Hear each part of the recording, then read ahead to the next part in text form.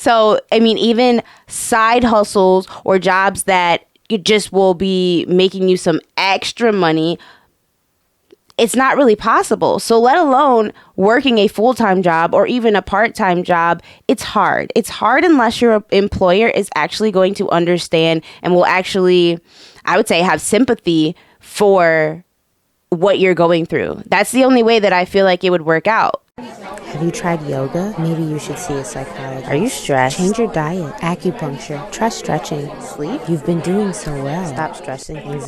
Functional? Functionality. Functionality. Functionality. Welcome to the Functionality Podcast. I'm your host, Tausha. How are y'all functioning?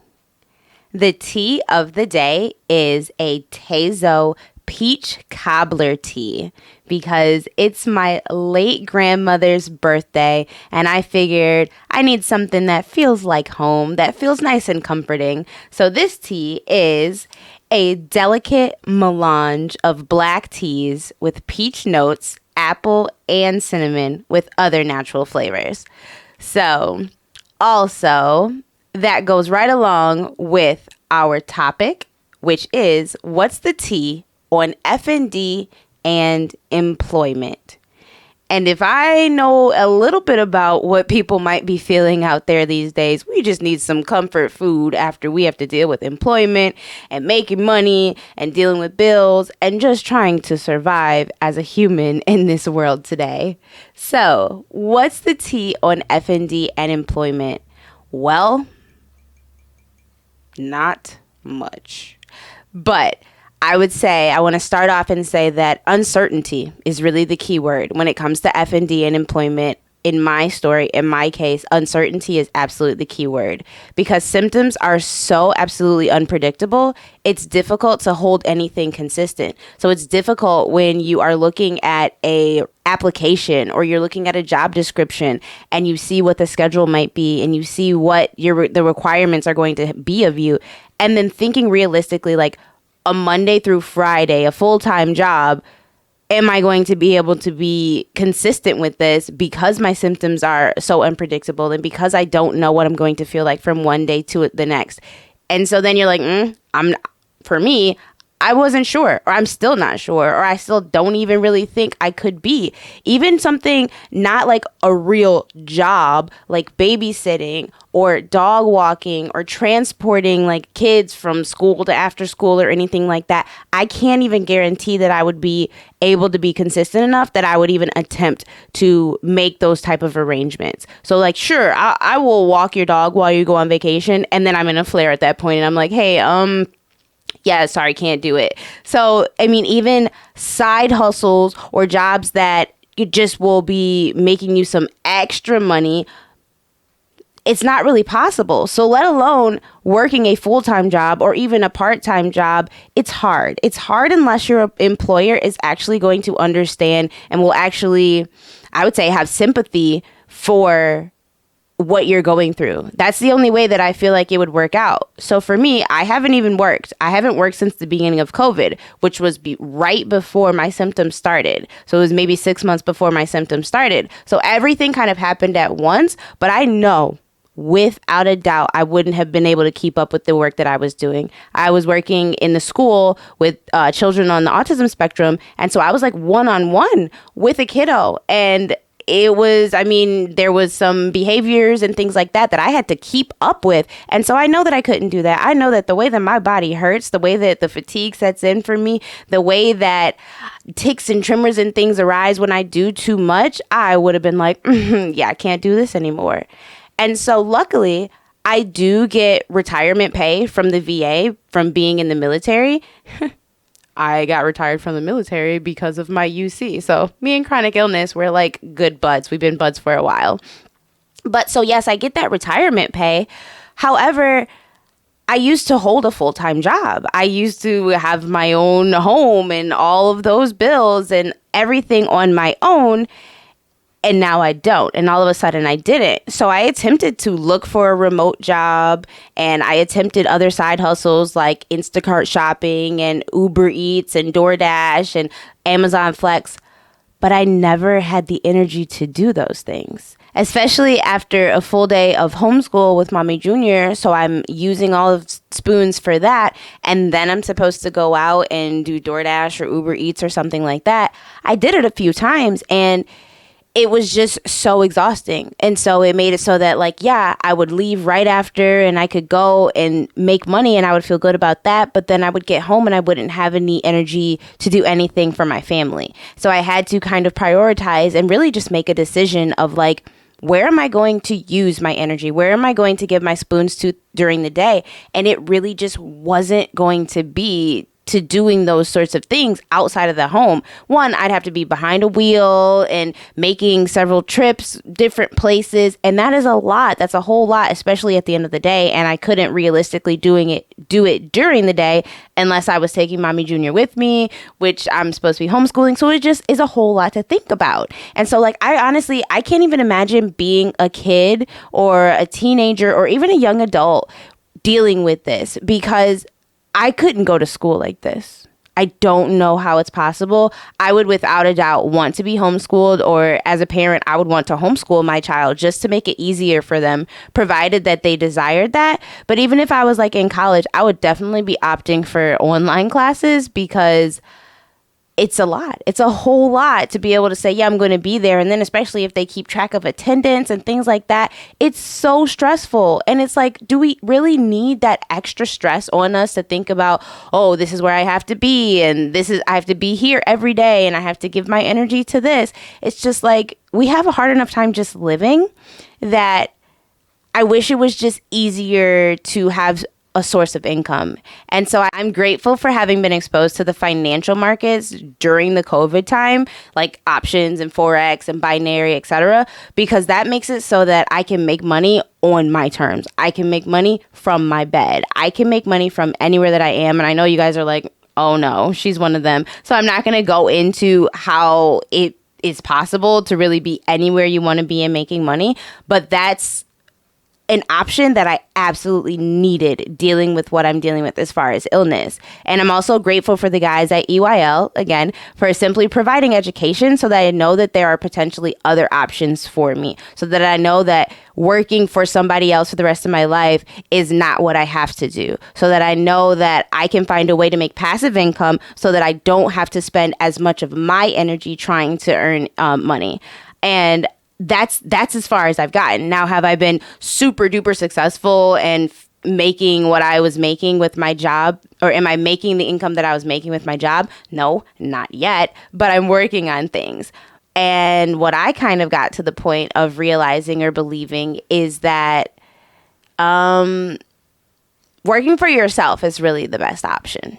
Working for yourself would probably be the best option. I can find different streams that will make it so that I'm not working as hard as my money is working for me. And I think that's the whole goal, especially when you don't have the energy to be the worker, to be the workhorse. And that's how it is. So what do we need money for? Literally everything. So like literally everything and more when you have chronic illness. So buying equipment can get costly if the insurance isn't right. That's like the number one thing that I realized when I first started dealing with this is like, hey, I need certain tools. I need certain things to help me just be functional, and insurance doesn't cover everything. So I mean wheelchairs, rollator walkers, canes, grab bars, shower seats, prescription medicines if your insurance doesn't cover all of that, herbal medicine if you are not one that opts for prescriptions. So then if you don't opt for prescriptions because you don't want to be a part of big pharma, now you have to find a way to have something that is going to give you that symptom relief or that pain relief. And so you're going to have to pay for that. It's just not free. I mean, heating pads, they're just not free. Weighted blankets, I'm about to be on my third one. The weight in them shifts. I use it every single night. And the sand in them shifts, or whatever the pellets are in them, it shifts. And so then the weight isn't distributed as evenly. So then it's less effective. So then I got to buy that again. I had to buy a whole Sleep Number bed. You think that insurance paid for that? No, it didn't. And so those are just like, equipment bills. That's just equipment bills, let alone the bills that every other human has to pay for. But I mean, luckily, I have a little bit of a different setup than other people do. But I mean, what are the main bills? I have food. I have to buy food. I have to eat. Even though I don't eat that much, I still have to eat, and I still have to provide the food for my family, or I choose to provide the food for my family. I do have to pay for gas because I do go places and I do have insurance and things like that. I mean, the regular bills, gas and water and a place to live. Yeah. And then Mommy Junior's needs. She's growing like a weed right now. So guess what? She needs clothes. She needs shoes. She needs different things. And extracurriculars. I just put her in a baking class because she's a baker. She also does karate. That doesn't just come for nothing. That doesn't come for free. There are things that need to be paid for. And so I'm supposed to tell her, oh, wait, I'm sick, so you can't do anything. Absolutely not. That is not the option that I am going to choose. So I have to figure out a way. There's also other potential bills such as copays and out-of-network provider payments. Like I said, when I went to the chiropractor, that wasn't in my network. So I was paying $50 every single visit. Luckily, the acupuncture was covered, but I think it would have been a similar payment, and that would have been twice a week. Where am I getting this extra $100 a week from if I'm not even working? Do you think I have extra money to give? No. What about urgent care and emergency room visits? If you're interested in that, because at this point, I'm over it. Y'all are gonna have to drag me to the ER. Like, I'm over it. I never go. But if you're interested in that, or if you need to, those come up with bills. Even if you have insurance, they're gonna find a way for something that wasn't covered because you did it in an emergency manner. Where is that money going to come from? So all of this comes back to employment. So I'm very blessed that my bills are minimal because I don't know what I would do. I literally would have been struggling or back with my mom if it wasn't for Mr. Mahogany. So shout out to him in every single episode. He is my lifesaver, honestly, because he is the worker in the house. He works. He provides the majority of the bills.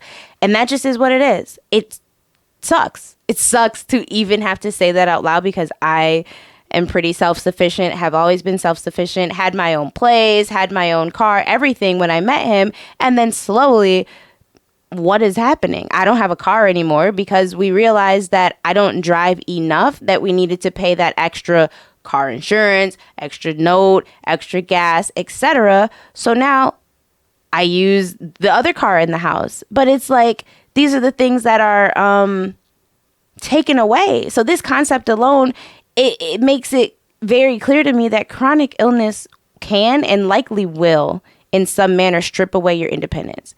You can't even be independent enough to be employed. Not that we want to and like wake up every day waiting to be an employee. However, being an employee is the main way that people make their money. So what are you supposed to do when your body says you can no longer do so? Take, for instance, we all saw a few months ago, Justin Bieber. Justin Bieber and his Ramsay Hunt syndrome. He had to cancel his tour. That means what? He had to call off work. He was no longer able to do the thing that made him money. Now, he has multiple streams of income. Good for him. He has a bigger cash flow, a bigger reserve than most people do because his checks are bigger and stuff. But he had to call off work. And so now all the people who don't live with chronic illness, they just are like, oh no, that's so bad for him. And they're so empathetic to him. But this happens every single day to people like me and people like you who may deal with symptoms and can't work. It happens every single day. And so it's more than just calling off work for us. He can still be a singer. He can still sing when he gets better, yada, yada, yada. Life goes on. But what happens if you had a job, you held a job, you had to start calling off before you even got diagnosed, didn't know what was going on, and then your employer let you go because of the repetitive absences? What are you supposed to do then? Then where are you supposed to turn? Where are you supposed to turn? So we don't have multiple sources of income or even a plenitude of capital like he does. And as he would assume to have. I can't speak for that man's money, but it's assumed that he has a little bit more than the common person. And so it's a stressful situation to live with and work through by itself, let alone while you're also feeling miserable inside your own body. And so the extra stress that it adds is immense. I don't want to skate past that point because that part has been one of the biggest triggers, truthfully, because I'm trying to find a way to provide. I'm trying to find a way to still be the provider and the person that I was before. And that person's no longer here. That person is no longer here. It's a pill to swallow. It is a pill to swallow, especially even for probably a person who has a partner. For Mr. Mahogany and I, we've had to have these discussions, and I've had to like apologize and be like, I'm sorry I'm this way. I'm sorry that I can't help with bills. I'm sorry this and that. And of course, he doesn't expect anything out of me except for he always says, I just want you to be better. I just want you to work on you so you can be better. I just want you to be better. And that's all he wants out of me. But what if you don't have a partner that's supportive like that? What if you don't have parents to lean back on? What if you don't have anybody? What are you supposed to do? I've seen several GoFundMes just so that people can pay their rent. I've seen people be like, hey, can you please help me? I haven't been able to work because I've been in a flare. I was in the ER and then I got admitted, and now my rent won't be able to be paid this month because I was hourly and my check is going to be short. I mean, literally having to do a GoFundMe just so they can keep a roof over their heads. Just so they can keep a roof over their heads. Oh, don't forget to throw in inflation. Don't forget that, because we're also living in a very inflated time. So if you were getting some type of assistance, what happens when the prices on everything raises, but the income that you're making doesn't? These are everyday realities. These are everyday realities for everyone almost, but it's just an extra added stress, an extra added dose of I almost am not good enough for people who deal with chronic illness. Like, you want to be able to provide. You want to be able just to not have to ask people for help. You want to be able to be self-sufficient. But what if you can't? So FND and employment, I mean, it's not really a mix. They don't really like each other, in my opinion. But that's not okay. Because guess what you can't get? Or guess what's very difficult to get? Disability. Disability is so hard to get. It is so hard. It takes so long. It can take years. Who has a couple years to tell the people who are sending them bills, who has a couple years to say, I will get you your money and I will pay you all that rent in just a few years? No, they're going to evict you. No, they're going to cut your lights off. No, they're going to cut your water off. And so likely, I've seen a lot of stories also that people who get disability quickly have had to use a lawyer. Guess what lawyers also need? They need money from you. It's just a constant cycle. Money is, whether you want it to be or not, money is really the root of a lot of things. And it is the source of you being able to do a lot of things. What if I wanted to go to, say, the Mayo Clinic? What if I wanted to go to a different state where there was doctors and clinics that would cater to FND? What if I wanted to do that? But I need money to do so. I need money to pay for a flight. I need money to pay for lodging while I'm there. I need money to pay for the actual clinic. It's difficult. And then also when it comes to getting approved for disability, you need lots of documentation from your doctors as well. So what if you don't go to your doctor that often because they gaslight you, or they are not helpful, or you don't have good enough insurance to find anybody new, and you're not getting the help you need from certain doctors? So what if you haven't found one that actually believes in you enough that they would advocate for you on that type of documentation? Because they have to agree that you can't work, or that it would be difficult for you to work, et cetera, et cetera, et cetera. And we still have to deal with all of this while also dealing with symptoms, while also trying to be a good friend, be a good daughter, son, mother, father, cousin. I mean, it's a lot. So fingers crossed, I'm actually working on a project that would help those with chronic illness to have some sort of relief in different things. So stay tuned. Though it's a very big project. It's a very big dream, but I won't be held back, and I won't be to the point where I have no other place to turn. I will not hit the point where I don't have any options. If I don't have any options, I'm going to make an option. That's the way that I roll. That's the way that I've gotten through my life. And that's the way that I'm going to continue to thrive. So I'm working on the projects. But in the meantime, again, what am I to do? What am I to do in the meantime? I, again, would love to hear from anyone who has any insight on how they have handled their employment situation and their money situation, because this is a topic here where I'm still trying to find answers. I am still trying to find solutions, and I would love to chat about it with other folks who have been in a similar situation. Help me! Help me! It's not the end of the world. It won't be the end of the world, because I do know people who have been able to remain employed or who have switched to remote positions. And if you have a good employer, if you've been with your employer for years and they can understand and can make adjustments and accommodations for you, I definitely recommend that you go talk to them. Go talk to them and see what the possibilities are. If you absolutely need a job, look for remote jobs. And then when it comes to the interview or any the application, and you want to put any sort of note, put that like, hey, I need to talk to someone in HR, or I need to talk to the hiring manager, so that they know what my situation is coming in. Because I think, and I know that all of us have so many skills and talents that we would love to be able to use. But if we can't walk into an office every day, or walk into an appointment every day, or what have you, then we almost aren't able to shine our skills and show what we're able to do. I would honestly love to be a public speaker, but I can't guarantee that I would be there every day. And it's hard to build a resume of any type of public speaking if you don't already have the experience. And it's hard to get the experience if you don't have people that know that you can do so. So I would say I would love for people to put out there what they do, or what they would like to do, or just what they have found that works and is a solution when it comes to FND and employment. That would be all the tea that I have on that topic today. Thanks so much for tuning in. Till next time, be intentional, be faithful, and be humble.